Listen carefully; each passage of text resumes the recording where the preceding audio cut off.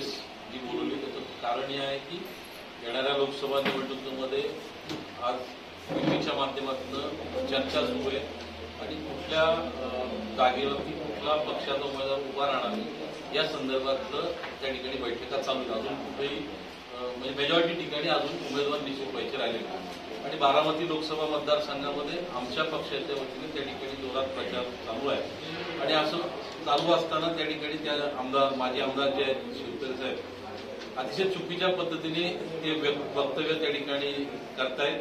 सुरुवातीला त्यांनी दादांविषयी पक्षाच्या विषयी वेगवेगळ्या प्रकारची त्या ठिकाणी भूमिका मांडली. आम्ही त्या संदर्भात आमच्या पक्षाच्या वतीने त्यांच्या वरिष्ठांना सांगण्यात आलं. मुख्यमंत्र्यांनी त्यांना बोलून घेतलं. आम्हाला असं अपेक्षित होतं की त्यानंतर त्यांची वक्तव्य थांबतील, परंतु त्यानंतर सुद्धा ती तशाच पद्धतीची वक्तव्य त्यांच्याकडनं सुरू आहेत.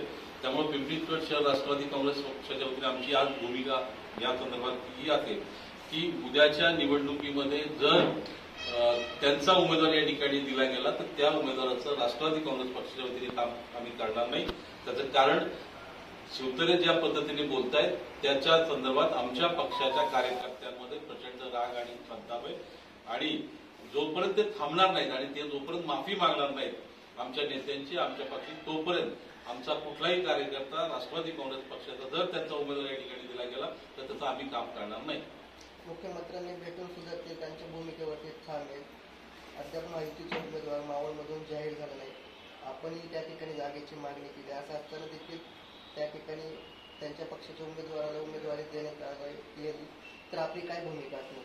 आमची भूमिका आज पण आम्ही मावळ लोकसभेची जागा आमच्या पक्षाला मिळावी अशा प्रकारची आमची आग्रही भूमिका आहे आणि त्यासाठी आम्ही शेवटपर्यंत प्रयत्न करणार आहोत. आणि जर आम्हाला उमेदवारी मिळाली, वास्तविक आमची राष्ट्रवादीच्या कार्यकर्त्यांची भूमिका होती की आमचा जो महायुतीचा उमेदवार ठरेल त्याच्या पाठीमागे आम्ही गंभीरपणे काम करणार होतो. परंतु शिवतरे ज्या पद्धतीने बोलत आहेत तसंच जर ते बोलत राहिले आणि त्यांनी जर माफी मागितली नाही तर आम्ही त्यांच्या उमेदवाराचं जर त्यांना उमेदवारी दिली तर त्यांचं आम्ही काम करणार नाही अशा प्रकारची आमची भूमिका आहे.